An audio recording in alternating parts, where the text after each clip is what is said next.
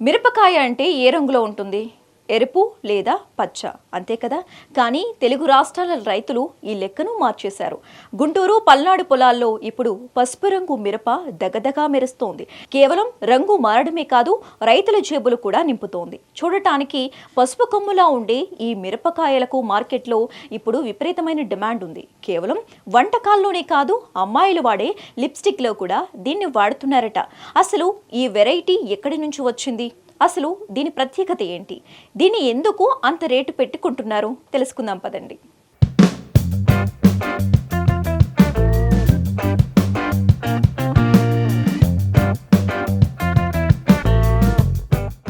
ప్రపంచ ప్రఖ్యాతిగాంచిన గుంటూరు మిర్చి యార్డుకు ఇప్పుడు కొత్త కలొచ్చింది. ఇన్నాళ్లు ఎర్రటి మిరపకాయలతో నిండిపోయే యార్డులో ఇప్పుడు పసుపు రంగు మిరపకాయలు సందడి చేస్తున్నాయి. ఉత్తరాది రాష్ట్రాలకే పరిమితమైన ఈ అరుదైన రకాన్ని ఇప్పుడు ఆంధ్రప్రదేశ్, తెలంగాణ రైతులు కూడా సాగు చేస్తూ లాభాలు గడిస్తున్నారు. ఈ పసుపు మిరపకాయలు సాధారణ ఎర్ర మిరపకాయల కంటే భిన్నంగా ఉంటాయి. వీటిని ఉత్తరాఖండ్ లేదా ఇతర ఉత్తర భారత ప్రాంతాల నుంచి విత్తనాలు తెప్పించి ఇక్కడ సాగు చేస్తున్నారు. దీనికి మార్కెట్లో సాధారణ మిర్చి కంటే ఎక్కువ ధర లభిస్తోంది.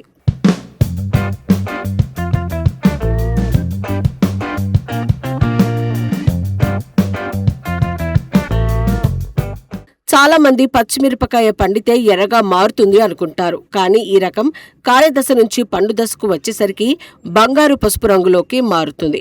ఇది ప్రధానంగా ఉత్తరాఖండ్లోని అల్మోరా ప్రాంతానికి చెందిన అరుదైన మిరప రకం.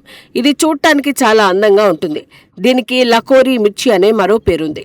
ఈ రకం మిరప ఘాటు మధ్యస్థంగా ఉంటుంది, కానీ రంగు మాత్రం చాలా ఆకర్షణీయంగా ఉంటుంది. ఉత్తరాఖండ్లో ఈ మిరపతో తయారు చేసిన కారాన్ని చాట్, పెరుగు, ఆవడ, చనా మసాలా తదితర పదార్థాల్లో ఎక్కువగా ఉపయోగిస్తారు. అదేవిధంగా మొగలై వంటకాల్లోనూ వాడతారు. ఈ సీజన్లో అక్కడ పంట దెబ్బతింది. దాంతో ఏపీ, తెలంగాణలో ఈ రకం కాయలను రైతులు సాగు చేస్తున్నారు.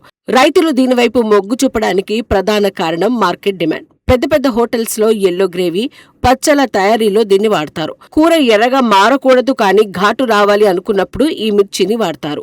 ఇందులో ఉండే ప్రత్యేకమైన రంగు వల్ల దీన్ని కాస్మెటిక్ ఇండస్ట్రీలో కలరింగ్ ఏజెంట్ గా వాడతారు. అందుకే విదేశాలకు ఇది ఎక్కువగా ఎగుమతి అవుతోంది.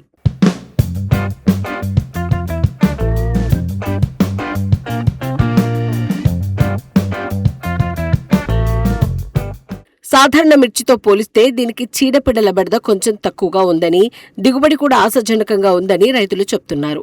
ఒకే రకం వేసి నష్టపోయే బదులు ఇలాంటి కొత్త రకాలు వేయడం వల్ల గిట్టుబాటు ధర దక్కుతోందని రైతులు ఆనందం వ్యక్తం చేస్తున్నారు. ఉత్తర భారతదేశంలో ఈ పసుపు రంగు కారాన్ని ఎక్కువగా వినియోగిస్తారు. మార్కెట్లో సాధారణ మిర్చి క్వింటా 20,000 ఉంటే ఈ పసుపు మిర్చి ధర క్వాలిటీని బట్టి 30,000 నుంచి 40,000 పైనే పలుకుతోంది.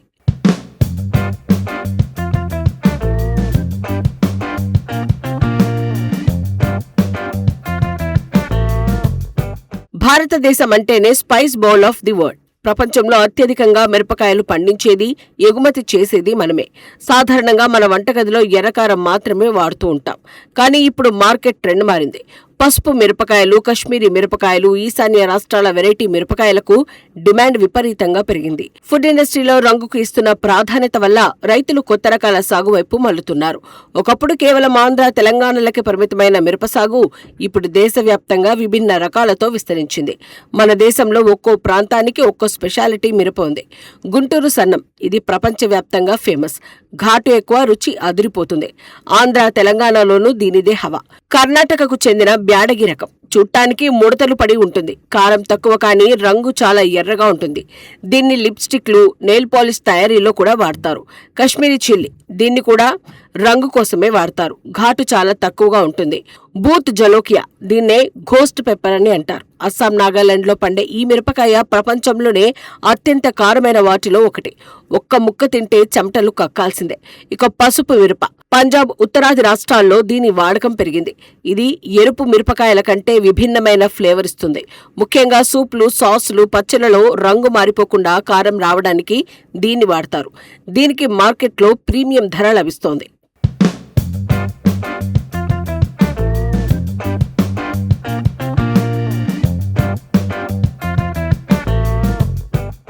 చైనా, థాయిలాండ్, అమెరికా వంటి దేశాలు భారతీయ మిరపకాయల కోసం క్యూ కడుతున్నాయి. ముఖ్యంగా మన దగ్గర పండే ప్రత్యేక రకాలను వారు ఎక్కువగా దిగుమతి చేసుకుంటున్నారు. సంప్రదాయ రకాల కంటే ఇలాంటి ప్రత్యేక రకాలు సాగు చేయటం వల్ల రైతులకు ఎకరాకు అదనపు ఆదాయం వస్తుంది. రంగు ఏదైనా, రుచి ఏదైనా, మిరపకాయ లేని భారతీయ వంటకాన్ని మనం ఊహించుకోలేం. మారుతున్న కాలానికి తగ్గట్లుగా మన రైతులు కూడా కొత్త రకాలను సాగు చేస్తూ ప్రపంచానికి రుచికరమైన ఘాటును అందిస్తున్నారు. ప్రభుత్వం కూడా ఇలాంటి ప్రత్యేక రకాల సాగును ప్రోత్సహించి మార్కెటింగ్ సదుపాయాలు కల్పిస్తే మన రైతులు ప్రపంచ మార్కెట్ను శాసించడం ఖాయం.